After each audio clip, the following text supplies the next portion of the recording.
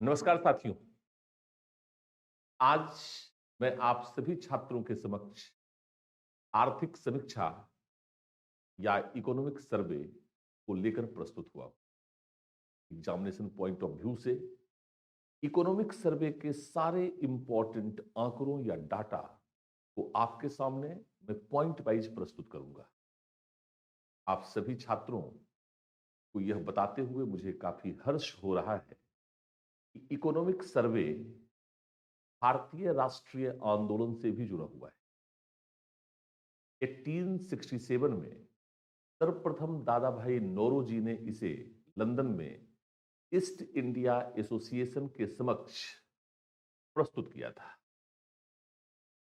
यह दादा भाई नौरोजी का प्रसिद्ध धन के निकासी सिद्धांत या ड्रेन ऑफ वेल्थ थ्योरी के रूप में जाना गया, जिसे 1901 में इन्होंने poverty and un British rule in India के रूप में एक पुस्तक के रूप में प्रस्तुत किया। साथियों, यह भारतीय राष्ट्रीय आंदोलन से जुड़ा हुआ काफी संवेदनशील मुद्दा रहा। चूंकि दादा भाई नौरोजी ने ब्रिटिश आर्थिक नीतियों और उसके प्रतिकूल प्रभावों को भारतीय जनता के समक्ष स्पष्ट किया, और कहा जाता है कि यही भारतीय राष्ट्रीय आंदोलन की शुरुआत की बृहत्तर पृष्ठभूमि भी निर्मित करता है और भारत में ब्रिटिश शासन की वैधता को भी समाप्त कर देता। चलिए, इतिहास की बात हम फिर कभी करेंगे, लेकिन मैं आपको इसलिए ये बताना चाहता था क्योंकि भारतीय राष्ट्रीय आंदोलन के दौरान से ही भारतीय जनता के समक्ष भारतीय विद्वानों ने या आरंभिक राष्ट्रवादियों ने आर्थिक समीक्षा को प्रस्तुत करने की जो शानदार परंपरा आरंभ की थी, उसी परंपरा का निर्वहन करते हुए स्वतंत्रता प्राप्ति के पश्चात से भी हम लोग लगातार या सरकार लगातार संसद के समक्ष, जनता के प्रतिनिधियों के समक्ष, या यूं कहें कि संसद के माध्यम से जनता के समक्ष आर्थिक समीक्षा को प्रस्तुत करती है। और इसमें वह पिछले एक वर्ष की जो आर्थिक गतिविधियां हैं, आर्थिक कार्य प्रदर्शन है, सरकार का जो परफॉर्मेंस है, उसका एक रिपोर्ट वो बतलाती है। ये आर्थिक समीक्षा है भारत का, जिसे इस बार संसद में 29 जनवरी को ही प्रस्तुत किया गया। वैसे तो आर्थिक समीक्षा बजट के साथ ही प्रस्तुत हो रहा था। आप जानते हैं कि सबसे फर्स्ट जो इकोनॉमिक सर्वे है वो स्वतंत्रता प्राप्ति के पश्चात 1950-51 में आरंभ हुआ, लेकिन 1964 से इसे बजट से अलग प्रस्तुत करने की प्रक्रिया आरंभ हुई, परंपरा आरंभ हुई। इसी के दौरान हम सभी ये लोग जानते हैं कि पहले बजट को फरवरी महीने के अंतिम कार्य दिवस या last working day of the month of February को इसे प्रस्तुत किया जाता था। तो जिस दिन बजट प्रस्तुत होता था उसके एक दिन पहले इकोनॉमिक सर्वे को प्रस्तुत करने की परंपरा है। लेकिन हम ये भी जानते हैं कि अब बजट को 1 फरवरी को प्रस्तुत करने की नई परंपरा मोदी सरकार ने आरंभ की थी, और अभी भी 1 फरवरी जिस दिन बजट प्रस्तुत होता है उसके एक दिन पहले आर्थिक समीक्षा को प्रस्तुत किया जाता है। लेकिन चूंकि वर्किंग डे नहीं था, सैटरडे संडे था, इसलिए इसको थोड़ा पहले ही 29 जनवरी को ही प्रस्तुत किया। आज हम उसके पूरे एग्जामिनेशन पॉइंट ऑफ व्यू से उसका एक समरी लेकर आपके सामने उपस्थित, उस पर हम लोग डिटेल में बातचीत करेंगे। छात्रों की तैयारी के पॉइंट ऑफ व्यू से क्या इंपॉर्टेंट, देखिए, ये जो समरी अभी हम लोग बातचीत कर रहे हैं ये यूपीएससी और सारे स्टेट पब्लिक सर्विस कमीशन के प्रारंभिक परीक्षा के दृष्टिकोण से काफी इंपॉर्टेंट रहे। यूपीएससी में इकोनॉमिक सर्वे से डायरेक्ट प्रश्न नहीं पूछा जाता है, लेकिन इनडायरेक्टली बहुत सारे स्टेटमेंट फॉर्म्स होते हैं जो आर्थिक समीक्षा में प्रस्तुत आंकड़ों के आधार पर हम उस स्टेटमेंट को सही या गलत सिद्ध कर सकते हैं। इसलिए यूपीएससी के पॉइंट ऑफ व्यू से इसकी एक अंडरस्टैंडिंग को डेवलप करना आपके लिए महत्वपूर्ण रहे। लेकिन स्टेट पब्लिक सर्विस कमीशन में मतलब पूरे साल ये डेटा, जितने भी प्रारंभिक परीक्षा के एग्जामिनेशंस होंगे और जितने भी प्रतियोगी परीक्षाएं होंगी, उन सब में ये डेटा इंपॉर्टेंट रहे। मेंस पॉइंट ऑफ व्यू से भी जब हम अपने उत्तर को प्रस्तुत करते हैं तो इकोनॉमिक सर्वे में प्रस्तुत नीति, दृष्टिकोण, कार्य योजना और आगे की राह इत्यादि के माध्यम से जब हम अपने उत्तर को लिखते हैं तो ज्यादा बेहतर होता है। और यह माना जाता है कि चूंकि यह भारत सरकार का ऑफिशियल डेटा है, इसलिए हमें आर्थिक समीक्षा के आधार पर ही मेंस में डेटा को प्रस्तुत करना चाहिए और प्रीलिम्स में इसी डेटा के आधार पर आंसर देना चाहिए।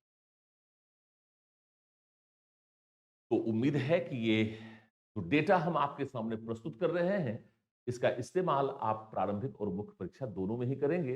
यद्यपि मुख्य परीक्षा के पॉइंट ऑफ व्यू से इसके थोड़े और एनालिसिस और इंटरप्रिटेशन की अपेक्षा है, जिसको मैं टॉपिक वाइज थोड़ा डेप्थ में जाकर के जो जो मेंस के इंपॉर्टेंट पॉइंट से हैं, वहां से हम लोग कुछ एनालिसिस इस पर बाद में लेकर के आएंगे। लेकिन आज हम उसके समरी पर बातचीत कर रहे हैं।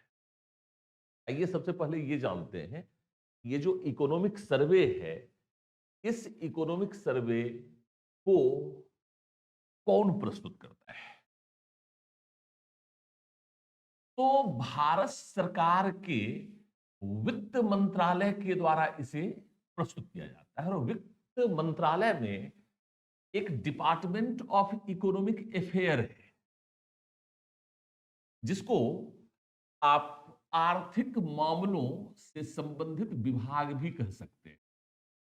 आर्थिक मामलों से संबंधित विभाग भी कह सकते हैं। इसी विभाग के द्वारा बजट को भी प्रस्तुत किया जाता है और आर्थिक समीक्षा को भी इसी विभाग के द्वारा प्रस्तुत किया जाता है। और आर्थिक मामलों से संबंधित विभाग अर्थात डिपार्टमेंट ऑफ इकोनॉमिक अफेयर में भी एक डिवीजन है जो इस आर्थिक समीक्षा को तैयार करती है। उसका नाम है इकोनॉमिक डिवीजन। तो आर्थिक मामलों से संबंधित विभाग में इकोनॉमिक डिवीजन या आर्थिक डिवीजन के द्वारा इसे प्रस्तुत किया गया है। इसके पश्चात आइए हम ये जानते हैं, सबसे पहले कि आर्थिक सर्वेक्षण 2026,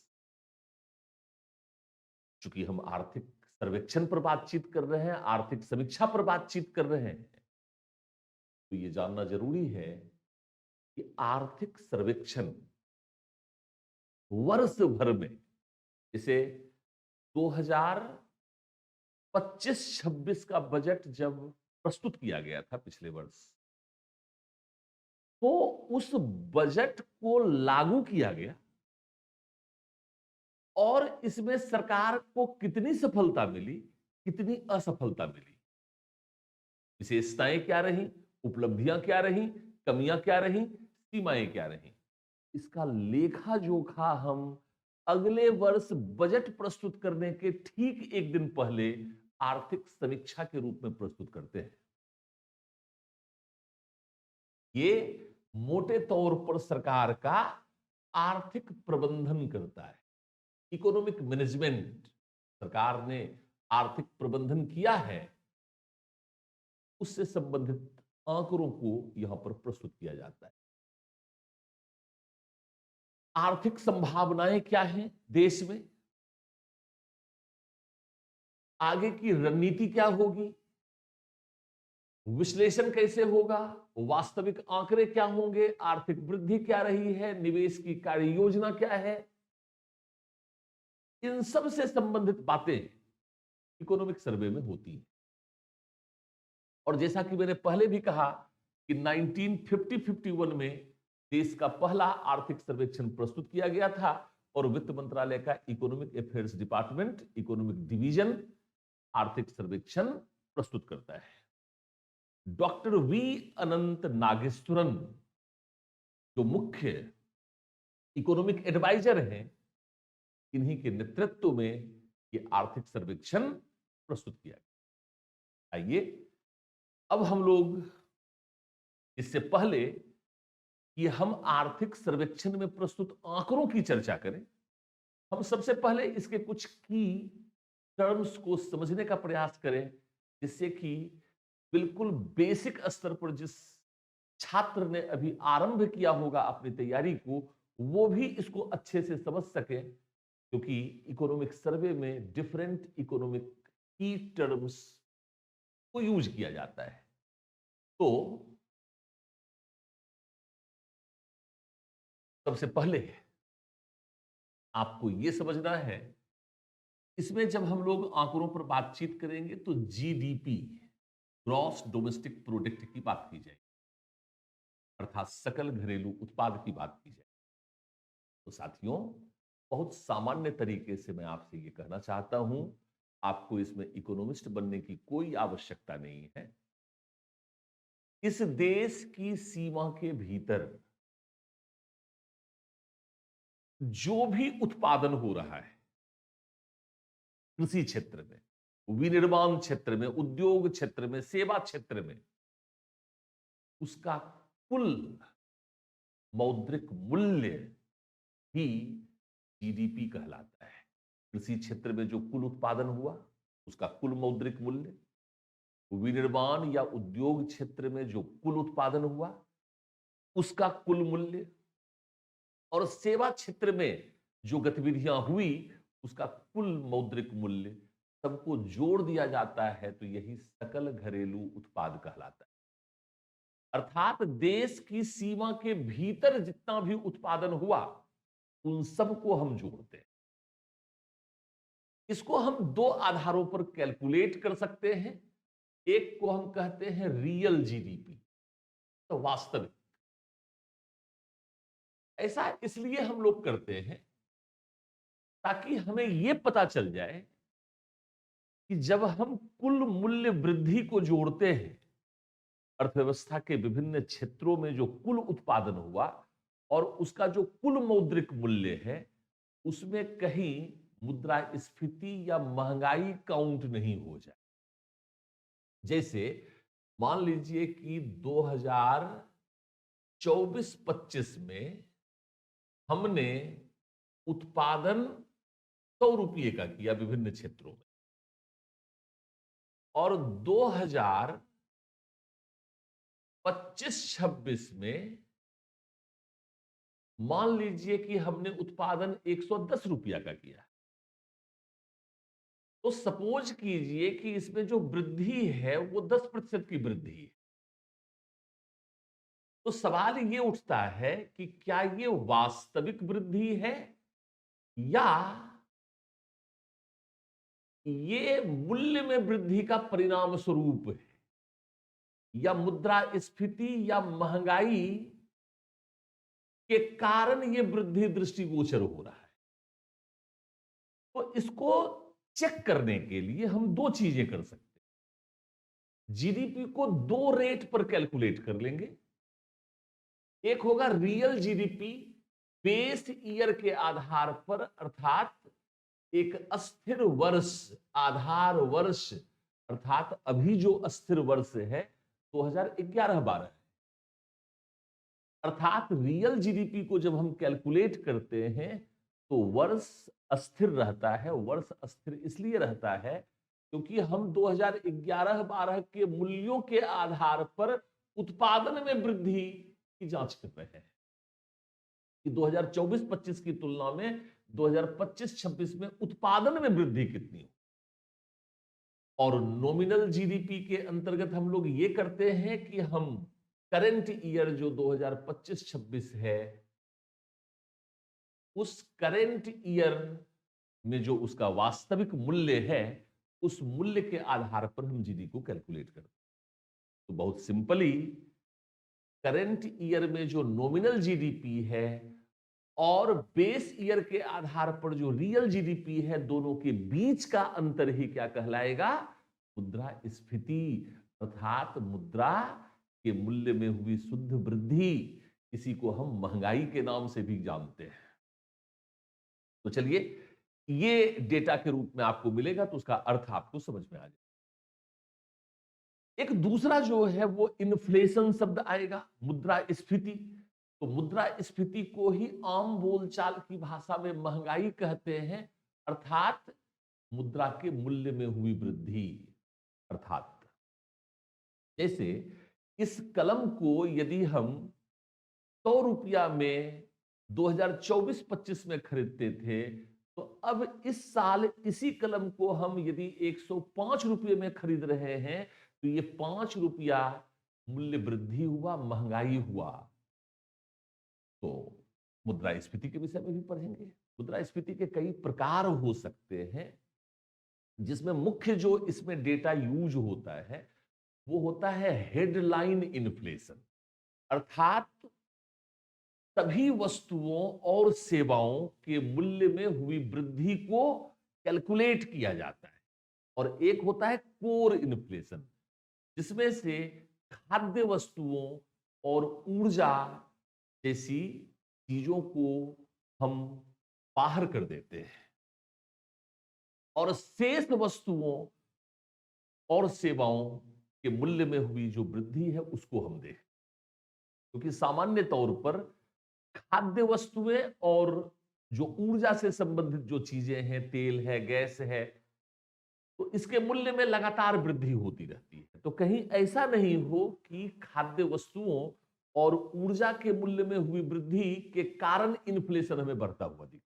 तो इन्फ्लेशन का वास्तविक अध्ययन करने के लिए हम हेडलाइन और कोर इन्फ्लेशन की बात कर सकते हैं। इसी तरह से जब आप आर्थिक समीक्षा पढ़ेंगे तो आर्थिक समीक्षा में आपको डिमांड पुल इन्फ्लेशन भी पढ़ने को मिलेगा, कॉस्ट पुश इन्फ्लेशन भी पढ़ने को मिलेगा। तो डिमांड पुल का मतलब है कि यदि वस्तुओं और सेवाओं की मांग में वृद्धि के कारण मुद्रास्फीति या महंगाई बढ़ी हो तो उसका अध्ययन हम करते हैं। कॉस्ट पुश इन्फ्लेशन का मतलब है कि वस्तुओं का निर्माण जिन वस्तुओं से हो रहा है, जिन कच्चे मालों का प्रयोग करते हैं, श्रम का प्रयोग करते हैं, इसके मूल्य में हुई वृद्धि के कारण वस्तुओं की कीमतें बढ़ सकती हैं। साथ ही साथ कई बार हम क्रीपिंग इन्फ्लेशन अर्थात रेंगती हुई मुद्रास्फीति की बात करते हैं, अर्थात धीमी मुद्रास्फीति। अर्थात जब महंगाई में धीमी गति से वृद्धि होती है तो उसको हम क्रीपिंग कहते हैं, रेंगती हुई। इसी को हम गैलोपिंग कह देते हैं। जब ये डबल डिजिट में जाने लगता है तब हम गैलोपिंग इन्फ्लेशन कह देते हैं, अर्थात दौड़ती हुई, भागती हुई मुद्रास्फीति। और एक है हाइपर इन्फ्लेशन, मतलब कि बिल्कुल अनियंत्रित मुद्रास्फीति जब हो जाती है तब जाकर के उसको हम हाइपर इन्फ्लेशन कह देते हैं। तो इन्फ्लेशन से संबंधित कई टर्म्स आपको पढ़ने को मिलेंगे और सामान्य दृष्टिकोण से एक सामान्य परिभाषा को जानने और समझने की आवश्यकता होती है। इसके लिए कोई बहुत बड़ी विशेषज्ञता की आवश्यकता नहीं होती है, ये कोई बहुत बड़ा रॉकेट साइंस नहीं। आप लोग घबरा जाते हैं नाम सुनकर, hyper, headline, core, demand pull, cost push, creeping, galloping. डरना नहीं है, घबराना नहीं है, मुस्कुराना है। सबसे पहले पढ़ने से पहले यदि आप अपने ऊपर एक एक्स्ट्रा प्रेशर क्रिएट कर लेंगे और पहले से ही ये मान लेंगे कि हमें समझ में नहीं आएगा, तो आसान चीजें भी, सामान्य चीजें भी समझने में दिक्कतें होती हैं। इसलिए सबसे पहले तो आप मेंटली प्रिपेयर्ड होइए, साइकोलॉजिकली प्रिपेयर्ड होइए कि ये तो आर्थिक गतिविधियां हैं। और हम सभी किसी न किसी प्रकार की आर्थिक गतिविधियों में लगे हुए होते हैं। उसे यदि हम समझना चाहेंगे तो क्यों नहीं समझे? हाँ, दिमाग को ओपन रखना है, बुद्धि, विवेक, तर्क का इस्तेमाल करना है और सामान्य तरीके से उसको समझने का प्रयास हम कर सकते हैं। आइए, एक जो है, जो पूरे आंकड़ों में सबसे अधिक महत्वपूर्ण आंकड़ा होता है और काफी परेशान भी करता है, वो है घाटे की संकल्पना, मतलब डेफिसिट किसको कहते हैं। तो देखिए, बेसिकली सरकार की जो कुल आय है और कुल व्यय है, एक्सपेंडिचर, उसमें जो अंतर है वही घाटा कहलाता है, उसको हम बजट घाटा भी कहते हैं।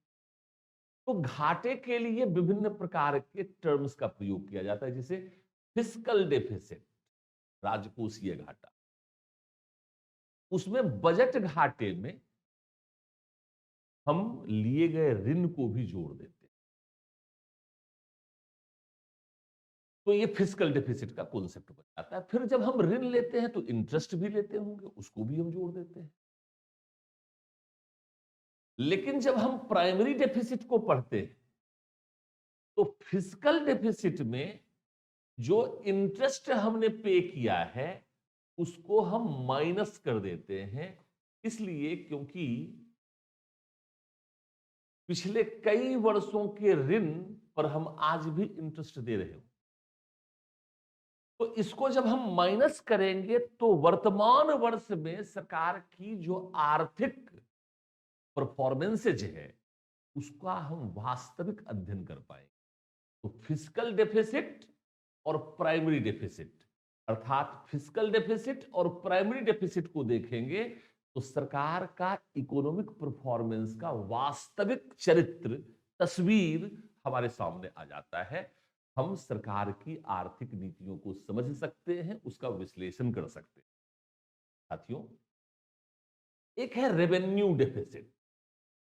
जैसे बजट को जब हम क्लासिफाइड करते हैं तो जब इनकम और एक्सपेंडिचर की हम बात करते हैं तो दो टर्म्स आते हैं। एक आता है रेवेन्यू इनकम या रेवेन्यू रिसीट, और दूसरा आता है कैपिटल रिसीट और कैपिटल एक्सपेंडिचर। तो रेवेन्यू और कैपिटल दो वर्ड हुआ। पहले इस दोनों को समझ लीजिए। इकोनॉमी की एक शानदार बात यह है कि कैपिटल मतलब पूंजी, तो पूंजीगत आय और व्यय। तो पूंजी हम उसको कहते हैं, अर्थात उस धन को हम पूंजी कहते हैं जिससे किसी प्रकार के आर्थिक परिसंपत्तियों या एसेट्स का निर्माण हो। जैसे हम कहते हैं कि हमने खर्च किया, उसमें रेवेन्यू खर्च हुआ और कैपिटल खर्च हुआ, मतलब राजस्व खर्च है और पूंजीगत खर्च। तो राजस्व खर्च शब्द का प्रयोग हम उस खर्च के लिए करते हैं जिससे हमें कोई इनकम नहीं होता है, अर्थात उस खर्च से जिससे किसी भी प्रकार के एसेट का निर्माण नहीं होता है। जैसे हमने ये कोट पहना है, इससे कोई एसेट नहीं बन रहा है। मतलब ऐसा खर्च जो हमें हमारे लिए इनकम के सोर्स को जनरेट नहीं करता है, हमारे लिए किसी एसेट को जनरेट नहीं करता है, वह राजस्व खर्च है। और इसी प्रकार से पूंजीगत जो खर्च होता है वह ऐसा खर्च है जिससे किसी प्रकार के एसेट या किसी प्रकार के आय का सृजन हो। जैसे हमने कहीं निवेश किया है धन, उससे जो आय आ रही है वो हमारे लिए एसेट हो। इसी प्रकार से जब हम बजट बनाते हैं तो हम ऐसे खर्च करते हैं जो रेवेन्यू खर्च होते हैं और ऐसे खर्च भी हम करते हैं जो पूंजीगत होते हैं। अर्थात सरकार प्रशासन पर, मेंटेनेंस पर, वेतन पर, भत्ता पर, डिफेंस पर, कानून व्यवस्था के संचालन पर जो खर्च करती है वो रेवेन्यू एक्सपेंडिचर। लेकिन सड़क बनाने पर जो खर्च कर रही है उससे इनकम भी जनरेट हो। निवेश सरकार कर रही है विभिन्न उद्योगों में, उससे इनकम भी भविष्य में जनरेट होता है। तो इसलिए जब हम बजट को पढ़ते हैं, जब हम आर्थिक समीक्षा को पढ़ते हैं, तो रेवेन्यू एक्सपेंडिचर, कैपिटल एक्सपेंडिचर की बात हो। इसी तरह से इनकम में भी रेवेन्यू इनकम हो सकता है और कैपिटल इनकम। तो करों से, शुल्क से जो इनकम हो रहा है वो बेसिकली रेवेन्यू इनकम में आता है। और कैपिटल इनकम में निवेश पर जो लाभांश प्राप्त होता है वो आ जाता है, लोन पर जो ब्याज मिलता है वो आ जाता है, या विभिन्न प्रकार की सामाजिक आर्थिक सेवाएं सरकार भी देती है, उससे भी सरकार को कुछ धन की प्राप्ति हो। तो वो सब सरकार के पूंजीगत आय के अंतर्गत। तो रेवेन्यू डेफिसिट का क्या मतलब है? रेवेन्यू इनकम और रेवेन्यू एक्सपेंडिचर के बीच जो डेफिसिट है, अर्थात जो अंतर है, वो राजस्व घाटा कहलाता है। इफेक्टिव रेवेन्यू डेफिसिट क्या है? यदि रेवेन्यू डेफिसिट में से राज्य सरकार को दिया गया अनुदान माइनस कर दिया जाए, तो इससे इफेक्टिव रेवेन्यू डेफिसिट या प्रभावी राजस्व घाटा निकलता है। ऐसा क्यों? क्योंकि केंद्र सरकार के लिए तो अनुदान राज्यों को दिया जाना राजस्व है, लेकिन राज्य सरकार इसे आर्थिक विकास की गतिविधियों पर खर्च करती है, जिससे परिसंपत्तियों या एसेट्स का निर्माण हो रहा है, जो भविष्य में आय का सृजन करता है। इसलिए जब भी हम रेवेन्यू डेफिसिट को पढ़ें, तो हम इफेक्टिव रेवेन्यू डेफिसिट को जरूर से जरूर पढ़ें। साथ ही साथ कैपिटल डेफिसिट क्या है? तो कैपिटल इनकम और एक्सपेंडिचर के बीच जो गैप है, अंतराल है, वही कैपिटल डेफिसिट। बजट डेफिसिट क्या है? कुल बजट आय और कुल बजट व्यय में जो अंतर है वह बजट है। इस तरह से जो टर्म्स है, उस टर्म्स को समझेंगे, आप फिर बेटर तरीके से इकोनॉमिक सर्वे को समझ पाएंगे। आपको बोरियत नहीं होगी, ये बोझिल नहीं लगेगा कि आप खेल रहे हैं। टाइप्स ऑफ एक्सपेंडिचर, तो रेवेन्यू एक्सपेंडिचर हो सकता है राजस्व खर्च, अभी अभी हमने आपको बतलाया। कैपिटल एक्सपेंडिचर हो सकता है, अर्थात सरकार के दो खर्च होते हैं, राजस्व खर्च और पूंजीगत खर्च। तो राजस्व खर्च में कौन से खर्च शामिल होते हैं? प्रशासन पर, रक्षा पर, वेतन भत्ते इत्यादि पर जो खर्च हो रहा है, कानून व्यवस्था पर जो खर्च हो रहा है, मेंटेनेंस रख रखाव पर जो खर्च हो रहा है, ये सब राजस्व खर्च है। जबकि कैपिटल एक्सपेंडिचर के अंतर्गत वो खर्च आएगा जो किसी न किसी प्रकार के परिसंपत्तियों का निर्माण कर रहा है, एसेट्स का निर्माण कर रहा है, या भविष्य के लिए आय का सृजन कर रहा है। तो ये कैपिटल एक्सपेंडिचर कहा जाएगा, पूंजीगत खर्च कहा जाएगा। आइए, एक जो है डेट टू जीडीपी का कॉन्सेप्ट भी आप पढ़ेंगे इकोनॉमिक सर्वे में। इसका मतलब ये है कि सरकार या किसी भी देश का जो कुल जीडीपी है, उसमें कितना प्रतिशत ऋण है, जीडीपी के अनुपात में ऋण कितना है। हमारा जीडीपी कितना है, हमारा लोन कितना है, जीडीपी का कितना प्रतिशत लोन है, ऋण है, इसको क्या कहेंगे? डेट टू जीडीपी है। आइए अब कुछ डेटा के साथ हम लोग बातचीत करते हैं, आप इसको ध्यान से सुनिएगा भी, और ये जो स्लाइड्स है इसको आप मतलब आपके लिए बिल्कुल हमने काम आसान कर दिया है। आपको कुछ भी नोट नहीं करना है, बस इसी को ध्यान में रखना है, इसको सेव करके रख लेना है। जैसे रियल जीडीपी ग्रोथ 7.4% रहा है, एवरेज सीपीआई इन्फ्लेशन 1.7% रहा है। इन्फ्लेशन हमने पढ़ा ही है। सीपीआई का मतलब है कंज्यूमर प्रोडक्शन इंडेक्स, अर्थात उपभोक्ता के आधार पर, अर्थात उपभोक्ताओं, तो इन्फ्लेशन को कई तरीके से हम कैलकुलेट करते हैं, तो अगर पूछे सीपीआई इन्फ्लेशन क्या है तो 1.7। ग्रॉस एनपीए, एनपीए भी एक बड़ा महत्वपूर्ण टर्म है, नॉन परफॉर्मिंग एसेट, अर्थात बैंकों के द्वारा दिया गया वह लोन जिस पर हमें ना तो ब्याज मिला है ना ही लोन की रिकवरी हो पाई है। तो वर्तमान में जो ग्रॉस एनपीए है बैंकों का, वो नीचे गिरा है। ये एक अच्छा संकेत है, ये 2.2% है। फॉरेक्स रिजर्व हमारा बढ़कर 7.1 अर्थात 701.4 बिलियन यूएस डॉलर हो गया है। 2026-27 में जीडीपी ग्रोथ का अनुमान 6.8% से 7.2% रहा है। काफी इंपॉर्टेंट है, ध्यान में रखिएगा। भारत में 15 साल से ज्यादा उम्र के जो लोग हैं उनमें 56.2 करोड़ लोग रोजगार में हैं, किसी न किसी प्रकार के रोजगार में हैं। तो सरकार ने इससे संबंधित डेटा भी दिया है। 2025-26 में जीडीपी ग्रोथ रेट का अनुमान कितना है तो 7.30% है। इसको वर्षवार अगर हम देखेंगे तो 2021-22 में 8.7 था, 2022-23 में 7.2 था, 2023-24 में 8.2 था, 2024-25 में 6.5 था, 25-26 में 7.30 का अनुमान है। यदि इसे वर्ल्ड इकोनॉमी से कंपेयर करें तो भारत के बाद सबसे तेज गति से बढ़ती अर्थव्यवस्था चीन की है। विश्व में सबसे तेज गति से बढ़ती अर्थव्यवस्था भारत है इस वर्ष भी। और पिछले लगातार 4 वर्षों से भारत लगातार विश्व की सबसे फास्टेस्ट ग्रोइंग इकोनॉमी है।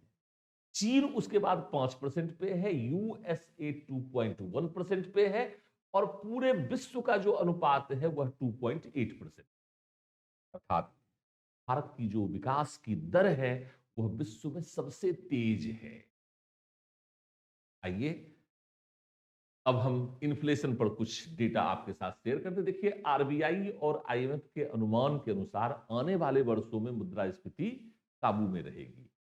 यह 4% के दायरे में ही रहेगी।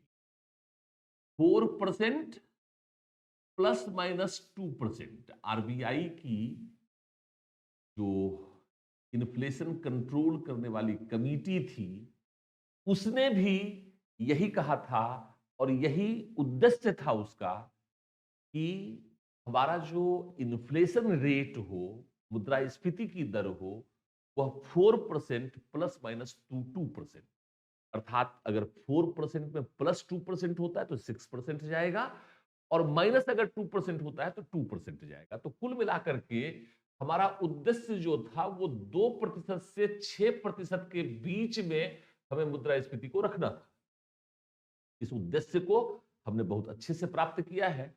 2025 में आरबीआई ने वित्त वर्ष 2026 के लिए मुद्रास्फीति का अनुमान 2.6% से घटाकर 2% कर, अर्थात लोएस्ट रेट। अगर आप वेनेजुएला को देखेंगे, साउथ ईस्ट एशियन कंट्रीज को देखेंगे, यूरोपियन कंट्रीज को देखेंगे, इधर खाड़ी के देशों को देखेंगे, ईरान को देखेंगे, तो वहां पर मुद्रास्फीति बहुत ज्यादा बढ़ रही है। जबकि भारत ने इस संबंध में बहुत ही बेहतरीन आर्थिक प्रबंधन का एक परिचय दिया है। ये इन सभी डेटा के माध्यम से आप ये भी समझ सकते हैं कि भारतीय अर्थव्यवस्था में जो विकास की दिशा है वो अच्छी है। एक स्वस्थ इकोनॉमी, एक हेल्दी इकोनॉमी और एक हेल्दी इकोनॉमिक मैनेजमेंट की तरफ हम बढ़ रहे हैं। 2027 के पहले 6 महीनों में जो मुद्रास्फीति है, यह मतलब क्वार्टरली हम लोग डेटा अगर ले रहे हैं तो 3.9% और 4% तक रह सकते। India has seen the highest reduction 1.8% in headline inflation. Headline inflation का मतलब है सभी वस्तुओं और सेवाओं के कुल मूल्य में जो वृद्धि है अगर उसकी बात को आप देखेंगे तो विश्व की जो प्रमुख अर्थव्यवस्थाएं हैं उसमें भारत जो है वह टॉप पर बना हुआ है। 1.8% का ही ग्रोथ हुआ है, मतलब 2% से भी कम। इसके बाद 5 साल में जो रिटेल महंगाई है वो 5.5% से 4.3% पर आ गई है। कृषि विकास दर 3.1%। फूड ग्रेन्स जो प्रोडक्शन है वह रिकॉर्ड में रहा है 357.7 मिलियन टन 2024-25 में, और 2023-24 में यह 332.3 मिलियन टन है। अर्थात एग्रीकल्चर सेक्टर में भारत ने खरीफ की अच्छी उपज के कारण और रबी की फसल अभी आने वाली है उसका भी अच्छा अनुमान है। इस अनुमान के आधार पर ही हम लोगों ने कृषि विकास दर में उल्लेखनीय वृद्धि देखी है। Agricultural growth rate with increased productivity. सबसे बड़ी बात क्या है कि उत्पादकता में वृद्धि हुई है, कृषि के क्षेत्रफल में वृद्धि नहीं हुई है। तो कई बार उत्पादन क्षेत्रफल में वृद्धि के परिणाम स्वरूप भी देखी जाती है और कई बार उत्पादन उत्पादकता में वृद्धि के परिणाम स्वरूप। तो जब हम तकनीकी कृषि की ओर बढ़ते हैं तो उत्पादकता बढ़ती है तो उत्पादन बढ़ता है। तो हम लोग जो अभी बढ़ रहे हैं वो प्रोडक्टिविटी बढ़ी है, और एग्रीकल्चरल जो ग्रोथ रेट है with increased productivity 4.4% at constant price कृषि और संबंधित गतिविधियों। 2015 से 2024 में लाइव स्टॉक सेक्टर में जो विकास रहा है वह 195% का रहा है, और 2014 से 2024 के बीच में फिश प्रोडक्शन में 140% की वृद्धि दर्ज की गई है। इसके बाद अगर घाटे को देखेंगे तो राजकोषीय घाटे को कम करने का लक्ष्य सरकार ने समय से पहले ही हासिल कर लिया है। राजस्व घाटे और राजकोषीय घाटे के लक्ष्य को पूरा करने के लिए 2003-4 में fiscal responsibility and budgetary management act लाया गया था। बाद में 2008 के अमेरिकी संकट के कारण, जो 7-8 में अमेरिकी संकट आया, अमेरिकी सब प्राइम क्राइसिस और यूरोजोन क्राइसिस, इसके कारण से हमने एफआरबीएम का जो लक्ष्य रखा था उस लक्ष्य को हमने छोड़ दिया। बाद में जब 2014 में फिर से नई सरकार आई तो उसने फिर से एक बार एफआरबीएम के लक्ष्य को फिर से प्राप्त करने पर बल दिया। 2019 तक की स्थिति को देखेंगे तो लगभग एफआरबीएम के लक्ष्य के काफी नजदीक हम पहुंच गए, लेकिन फिर कोरोना के कारण उस लक्ष्य को हम प्राप्त नहीं कर पाए। अब कोरोना के पश्चात का जो आर्थिक प्रबंधन है उसमें हम ये भी देख रहे हैं कि जो एफआरबीएम एक्ट में दिए गए लक्ष्य थे उस लक्ष्य को हम पहले ही हासिल कर चुके हैं। वित्त वर्ष 2025 में जो ये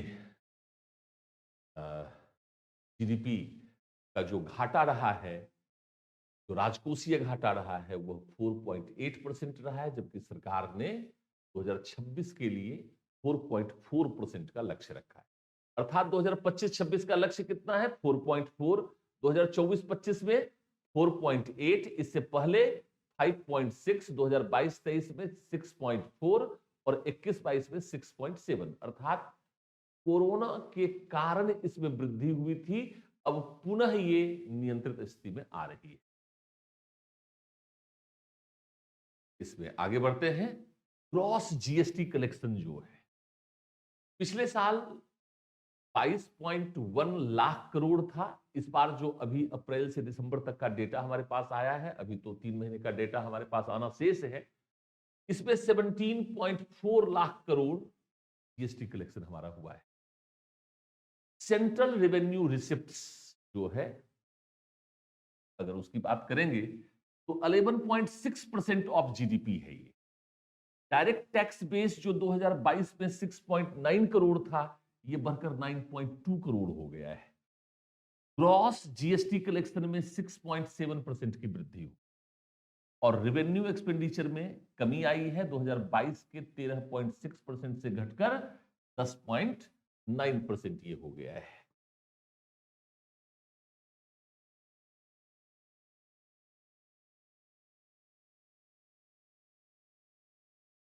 date to GDP ratio reduced about 7.1%। अर्थात जीडीपी, कुल जीडीपी के अनुपात में जो हमारा कुल डेट है वो रिड्यूस्ड हुआ है, कम हुआ है 7.1%। फॉरेक्स रिजर्व तो 2023-24 में $668 बिलियन से 2024-25 में $701 बिलियन हो गया। दिसंबर 2025 में $825.5 अरब की